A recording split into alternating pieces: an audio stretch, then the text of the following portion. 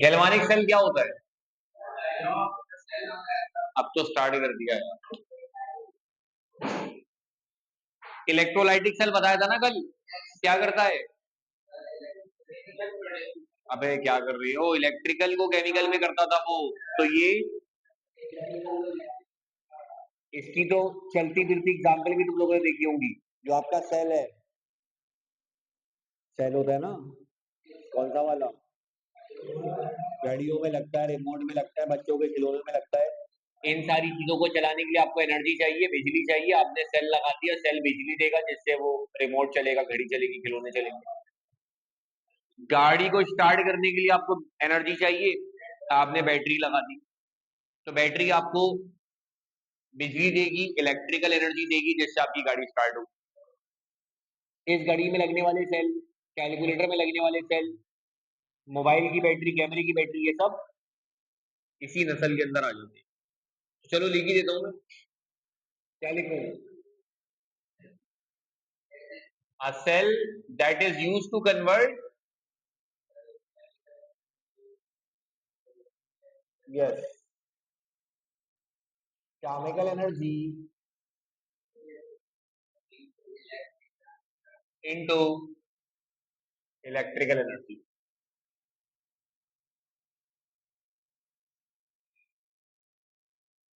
अब वहां क्या लिखा था हमने? वहां क्या लिखा था? इलेक्ट्रोलाइटिक सेल में कौन सा रिडॉक्स रिएक्शन हो रहा था? स्पॉन्टेनियस हो रहा था, नॉन स्पॉन्टेनियस हो रहा था? क्योंकि हम बैटरी लगाते थे, उससे करंट पास करते थे, तब जाके ऑक्सीडेशन रिडक्शन होती थी, यानी वहां ऑक्सीडेशन रिडक्शन खुद से नहीं हो सकती थी, तो नॉन स्पॉन्टेनियस होता था। जबकि यहाँ खुद ब खुद ऑक्सीडेशन रिडक्शन हो रही है, जिससे आउटपुट में आपको बिजली मिल रही है। तो यहाँ पे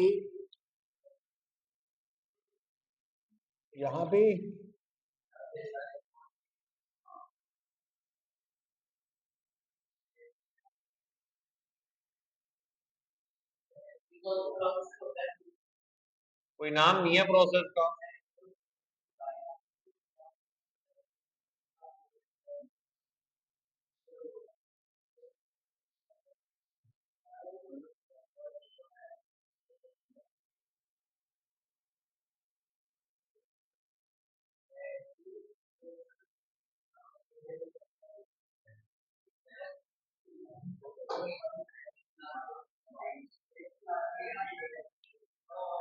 अब सुनो, हाँ सुनो, आर्यन गुलाम, क्या नाम है अपना? वोल्टेज सेल दिखता कैसे है? तस्वीर बनाते हैं।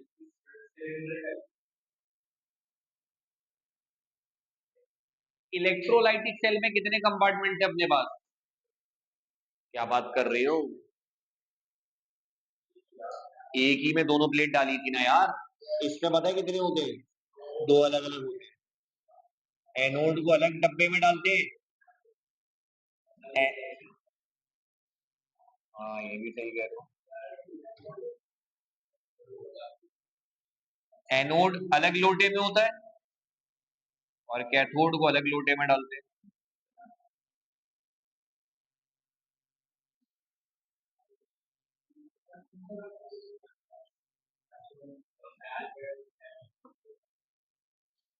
पहले बताते हैं ना, तुम लोग रिकॉर्डिंग चल रही है, मुझे क्या पता।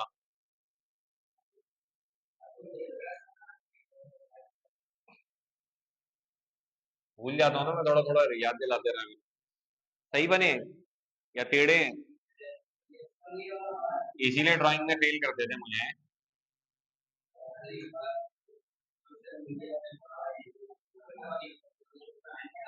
अब सही है या अभी भी बुरा है? चलो सही है। एक, क्या बोलूं, कंपार्टमेंट बोल लूं? एक कंपार्टमेंट में एक इलेक्ट्रोड डाल दी,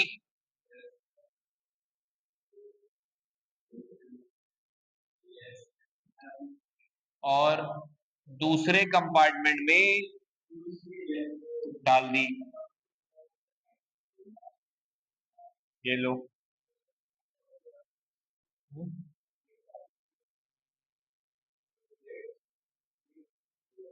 और इन दोनों प्लेट्स को कनेक्ट करेंगे किसके साथ? सुन तो लो, मैं छपाई करने में लगे हूँ। दोनों प्लेट्स को कनेक्ट करेंगे किसके साथ? अबे बैटरी के साथ क्यों करेंगे, क्या कर रहे हो? बोलो किसके साथ करेंगे?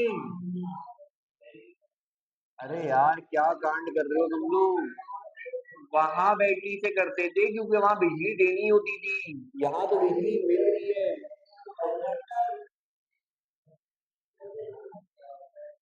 यहाँ बिजली मिल रही है तो कितनी बिजली मिल रही है उसको मेजर करने के लिए वोल्ट मीटर से कनेक्ट करेंगे ना यार।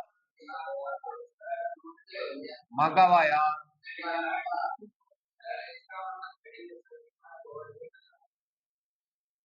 वहां मेजर थोड़ी करना हमने कि कितना मिल रहा है।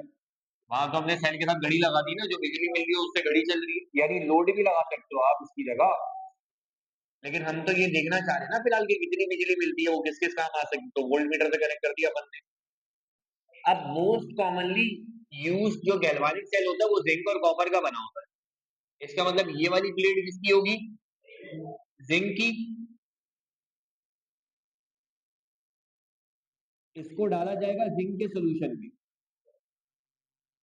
जिसकी प्लेट होगी उसी के सोल्यूशन में डालेंगे। और कॉन्सेंट्रेशन लेते हैं 1 मोलर। चेंज भी हो सकती है लेकिन हमारे कोर्स में 1 मोलर है। ये प्लेट किसकी होगी? कॉपर। इसको डालेंगे, बता ही नहीं रहे। कॉपर के सोल्यूशन में ना यार 1 मोलर। अब क्या बता तुमको, गैल्वानिक सेल क्या होता है? केमिकल एनर्जी को इलेक्ट्रिकल एनर्जी में कन्वर्ट करता है, यानी यहाँ खुद ब खुद ऑक्सीडेशन रिडक्शन होती है जिससे आउटपुट में आपको बिजली मिलती है। यानी जिंक और कॉपर में से एक इलेक्ट्रॉन लूज करेगा यानी ऑक्सीडाइज होगा, और दूसरा गेन करके रिड्यूस होगा, उससे आउटपुट में आपको बिजली मिलेगी। सवाल ये कौन ऑक्सीडाइज होगा, कौन रिड्यूस होगा? इस बात का जवाब देती है इलेक्ट्रोकेमिकल सीरीज। इलेक्ट्रोकेमिकल सीरीज में जो पहले आता है वो ऑक्सीडाइज होता है, मतलब इलेक्ट्रॉन लूज करता है, और जो बाद में आता है वो रिड्यूस होता है, मतलब इलेक्ट्रॉन गेन करता है। तो अगर आपके पास बुक है खोलो, उसका पेज नंबर 250 है। फिलहाल शेयरिंग शेयरिंग से काम चला लो, शेयरिंग इज केयरिंग। अगर बुके कम है हम लोग के पास, पेज नंबर 250 मिली?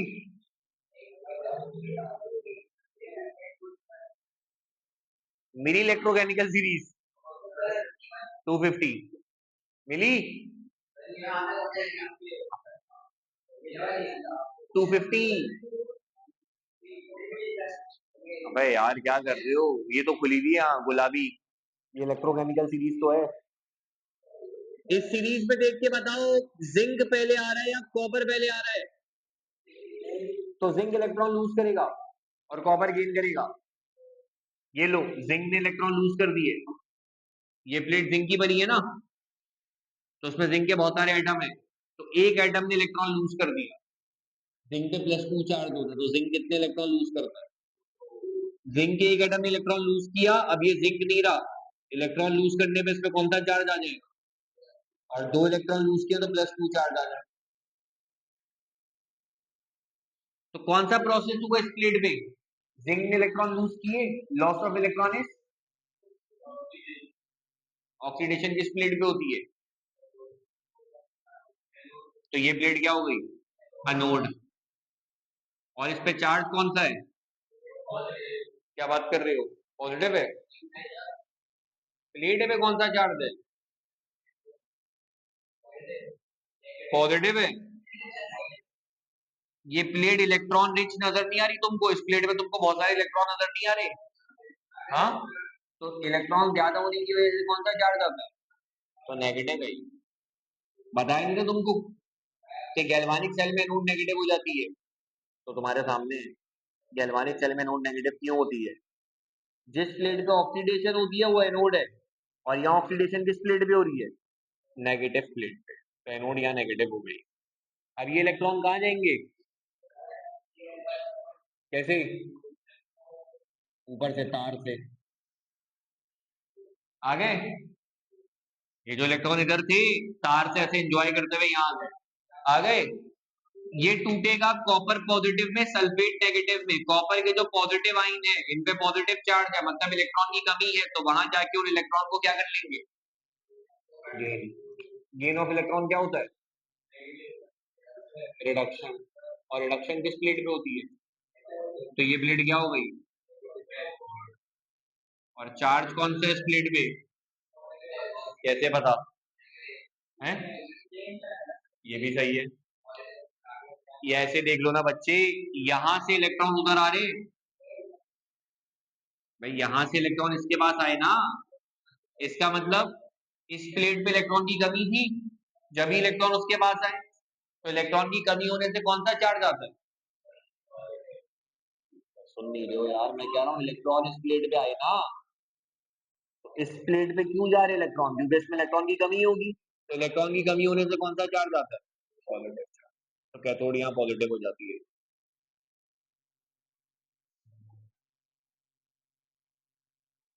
इलेक्ट्रॉन का चक्कर कंप्लीट हो गया। वो बचपन में पढ़े होंगे तुम लोगों ने, कंप्लीट सर्किट और इनकम्प्लीट सर्किट, शायद प्रैक्टिकल भी किया होगा साइंस की लैब में, जिनका अच्छा स्कूल होगा। वो पूरा सर्किट होता था, बल्ब लगा होता था छोटा सा, बल्ब जल जाता था। अगर तार कहीं से नहीं टूटा हुआ, इलेक्ट्रॉन का चक्कर कंप्लीट हो रहा है, तो बल्ब जल जाएगा। और अगर तार कहीं से कटा हुआ होता था, तो फिर इलेक्ट्रॉन का चक्कर कंप्लीट नहीं होता था, आउटपुट में बिजली नहीं मिलती थी, बल्ब नहीं जलता था। तो यहाँ इलेक्ट्रॉन का चक्कर कंप्लीट हो गया, तो उसका मतलब आउटपुट में बिजली हमें मिलेगी, जिसको मेजर करने के लिए हमने क्या लगाया हुआ है?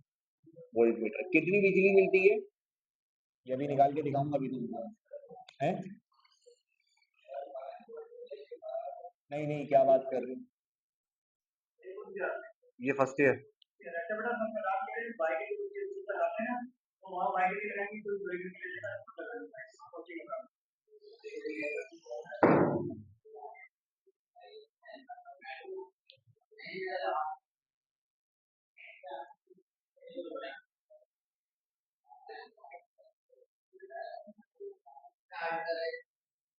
कितनी बिजली मिली? 1.1 वोल्ट की बिजली मिली।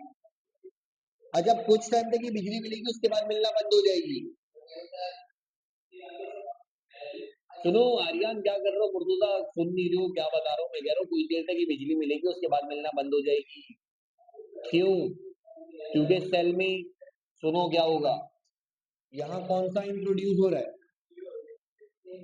अरे, और प्लेट कौन सी है? तो क्या होगा? हम बात सुन लो पहले, बाद में तस्वीरें बनाते रहना भी। आइन कौन सा है? पॉजिटिव। प्लेट कौन सी है? तो क्या होगा, इस नेगेटिव प्लेट के आसपास बहुत सारे पॉजिटिव आइन जमा हो जाएंगे कुछ देर में,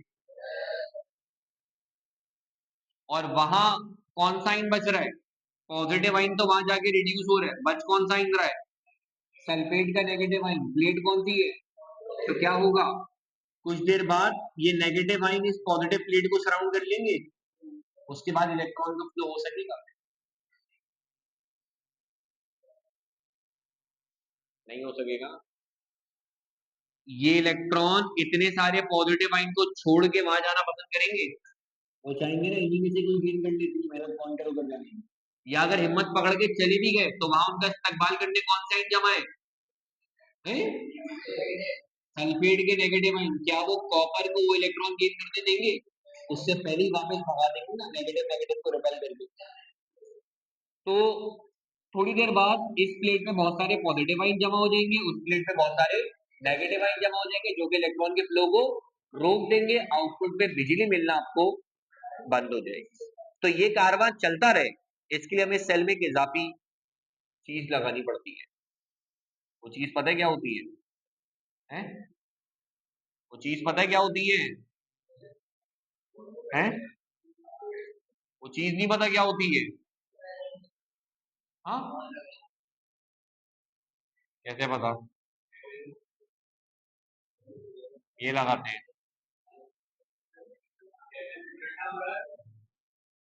सॉल्ट ब्रिज। Salt bridge. हाँ, ट्यूब में सॉल्ट भर देते हैं। ये क्या करता है? ये क्या करता है? सुनना है, यू शेप या किसी और शेप की भी हो सकती है, जैसे कि मैंने यू शेप की नहीं बनाई, तुमको दिख रहा है। गिलास vessel filled with filled with inert salt. In inert salt से क्या मुराद है बताता हूँ। In jail form, jail form में क्यों होता है ये भी बताता हूँ। इसका काम होता है क्या? क्या क्या काम होता है? अल्लाह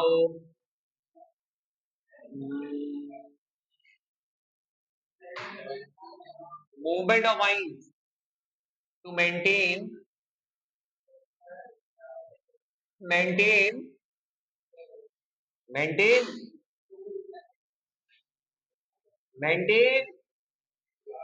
neutrality of solution but prevents mixing of solution.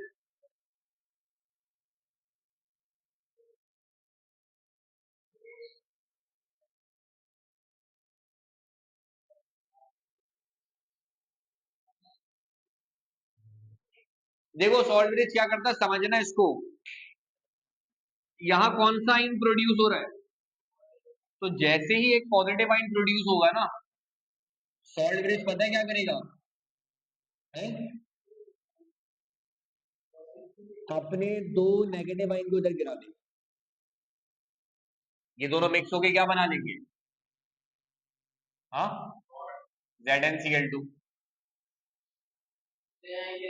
हम्म,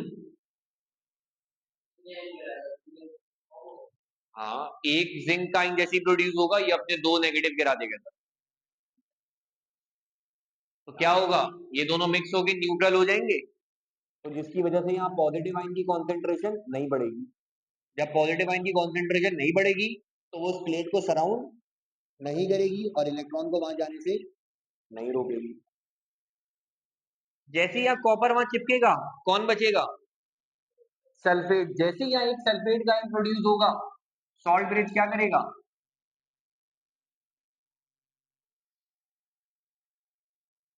यहाँ जब पॉजिटिव आयन प्रोड्यूस हो रहा था तो उसको खत्म करने के लिए सॉल्ट ब्रिज अपने नेगेटिव आयन को गिरा रहा था।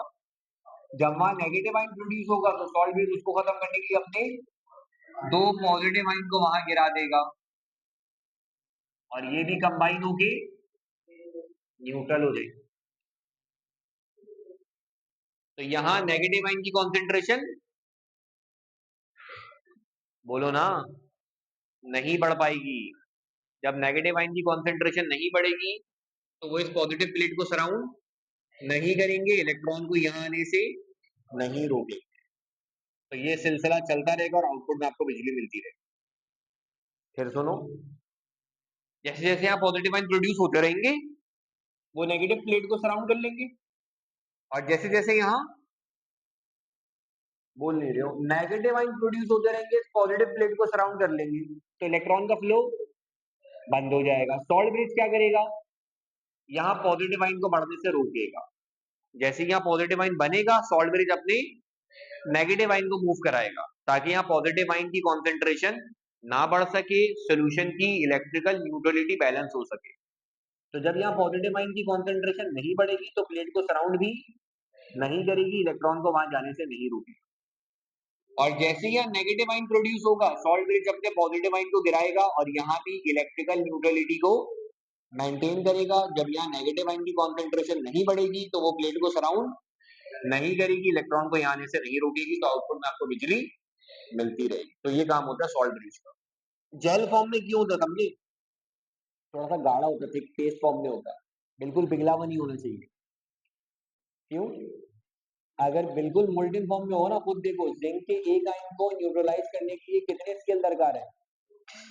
अगर बहुत पिघली हुई फॉर्म में होगा ना ये, तो ये ज्यादा सीएल को गिरा देगा और सोल्यूशन की न्यूट्रलिटी खराब हो जाएगी। थोड़ा सा पेस्ट फॉर्म में लेते हैं, गाढ़ी फॉर्म में, थिक फॉर्म में, जेल फॉर्म में। जेल होता है ना गाढ़ा, होता है गाढ़ा लेंगे, मतलब बिल्कुल पिघला हुआ नहीं लेंगे। इनर्ट सॉल्ट से क्या मुराद है? यानी सॉल्ट ब्रिज के अंदर कोई ऐसा सॉल्ट लेंगे जो कि आइंस के साथ रिएक्ट करके ऐसा सॉल्यूशन बनाए जो कि घुल जाए, प्रेसिपिटेट ना बना ले। यानी अगर फॉर एग्जांपल ये प्लेट सिल्वर की होती, एजी की होती, तो फिर केसीएल नहीं देता, क्योंकि एजी सीएल के साथ मिलके एजीसीएल के प्रेसिपिटेट बनाना शुरू कर देगा, तो फिर वो आपके सेल को खराब करते, रीडिंग को खराब करते। तो इनर्ट से मुराद ऐसा सॉल्ट लूंगा जो कि सोल्यूशन के आयन के साथ मिलके सॉल्युबल सोल्यूशन बनाए। तो ये सॉल्ट ब्रिज का काम। रिएक्शंस लिख दूं या नहीं, बताओ। Let me help, let me help, let me help. Anode पे, एनोड किसकी बनी थी? अरे जिंक की। एनोड पे कौन सा प्रोसेस होता है? ऑक्सीडेशन का मतलब इलेक्ट्रॉन लॉस हो रहे हैं, तो एरो से पहले लिखूं, एरो के बाद लिखूं? जो चीज निकलती है उसको एरो के बाद लिखेंगे ना। अच्छा, जिंक कितने इलेक्ट्रॉन लूज करता है? जब इलेक्ट्रॉन लूज करेगा तो कौन सा चार्ज आ जाएगा इसमें?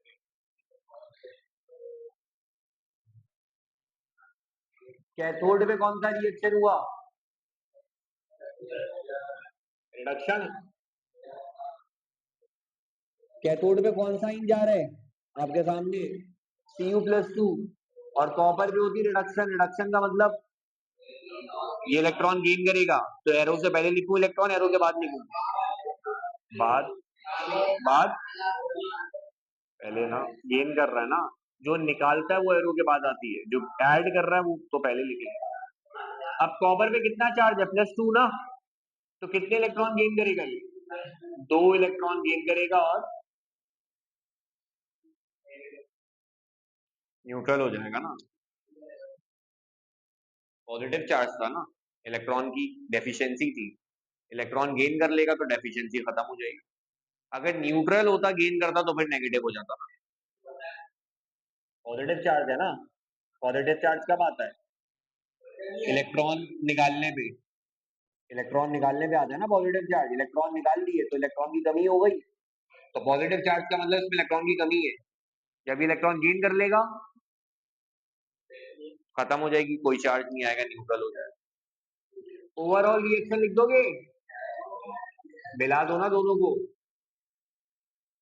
हाँ, मिलाओ। 2 इलेक्ट्रॉन एरो से पहले, 2 इलेक्ट्रॉन एरो के बाद कट गए, क्या बचा? बता ही नहीं रहे हो, बता दो।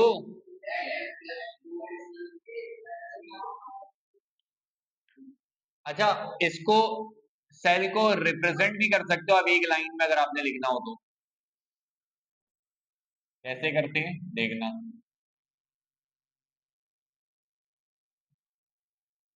सबसे पहले लिखते हैं एनोड किसकी बनी हुई है, तो सेल में बताओ एनोड किसकी बनी हुई है? जिंक आ गया। उसके बाद आता है वर्टिकल बार। एनोड से निकलने वाले आयन, कौन से आयन निकलने हैं एनोड से? हाँ। और सुनो, जिस सॉल्यूशन में जा रहे हो उसकी कॉन्सेंट्रेशन कितनी है? हाँ। क्या बात कर रहे हो? जिंक ने इलेक्ट्रॉन लूज किए ना, तो इलेक्ट्रॉन लूज करने पे पॉजिटिव आयन नहीं बनाया। आगे लिखते हैं कॉन्सेंट्रेशन सोल्यूशन की कितनी है? 1 ही होती है, हमारे कोर्स में 1 ही होगी। बीच में आती है 2 डंडियां। एमसीक्यू से पूछ सकते हैं डंडियां किसको शो करती है? नहीं ना, दोनों डब्बों के बीच में क्या है? तो ये 2 डंडियां सॉल्ट ब्रिज को शो करती है। एक डंडी, ये बार अलग करने के लिए सेपरेशन की कॉमा या जैसे वर्टिकल बार लगाते हैं। अब आपका अल्लाह वाला करे, क्या नाम है? उसके बाद लिखते हैं कैथोड पे कौन सा इन जा रहा है, कौन सा इन जा रहा है कैथोड पे? कॉपर +2, हाँ, जिस सोल्यूशन से जा रहा है उसकी कॉन्सेंट्रेशन 1 मोलर, वर्टिकल बार, और कैथोड किसकी बनेगी?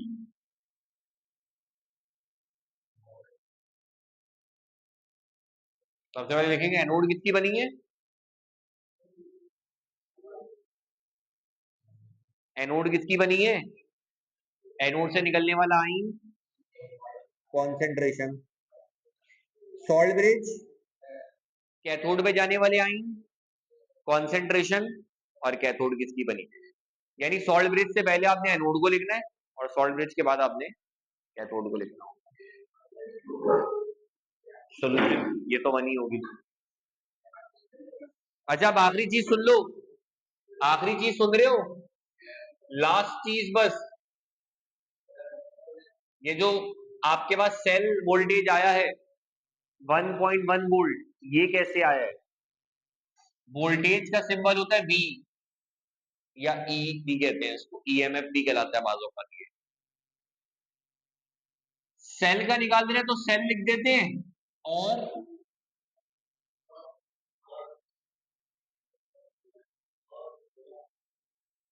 स्टैंडर्ड कंडीशंस पे निकाल देना तो नॉट लगा देना। स्टैंडर्ड कंडीशंस बताई थी तुमको क्या होती है, तो पिछले चैप्टर में बताई थी थर्मो में यार। स्टैंडर्ड एंथैल्पी को कब मेजर करते हैं? स्टैंडर्ड एंथैल्पी ऑफ रिएक्शन और स्टैंडर्ड एंथैल्पी ऑफ फॉर्मेशन की डेफिनेशन नहीं बताई थी? बताओ ना, किस टेम्परेचर और प्रेशर को मेजर करते थे? और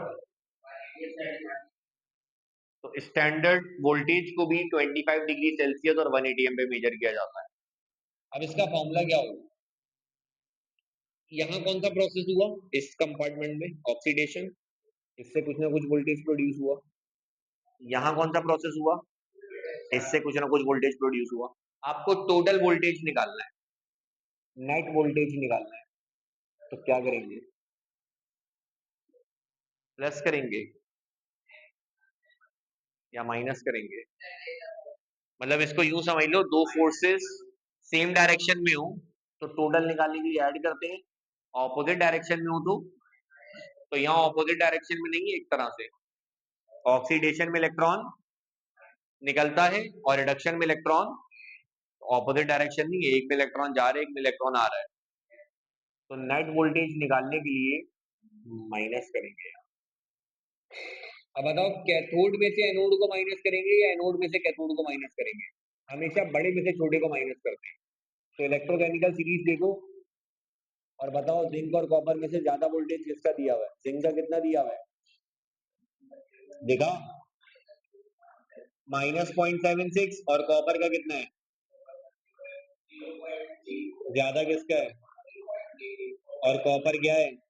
कैथोड है एनोड है? तो कैथोड माइनस एनोड होता है फॉर्मूला। क्या याद कर लो? जिंक और कॉपर की याद कर लो, बस दो, यही काम है। कैथोड किसकी है? कॉपर का कितना है? माइनस। एनोड किसकी है? जिंक का कितना है? कितना आएगा? माइनस माइनस प्लस हो जाएगा, प्लस करो, आ गया 1.1। तो ये ऐसे आया था, कर लो कॉपी इसका। ये वैसे इतना इंपॉर्टेंट नहीं है, लेकिन इसकी मदद से अगला टॉपिक पढ़ेंगे, इलेक्ट्रोड पोटेंशियल, वो आता है पेपर में। खैर बुक में दिया वैसे सवाल, लॉन्ग का पहला सवाल देखो, शायद पहला नहीं दूसरा देखो, देखा? देखा? इसको पढ़ के आना अगली क्लास में, इससे फिर अगला टॉपिक लिंक है वो आता है पेपर में, लॉन्ग बड़ा इंपॉर्टेंट होता है, ये पेपर में नहीं आता। क्या दिया हुआ है?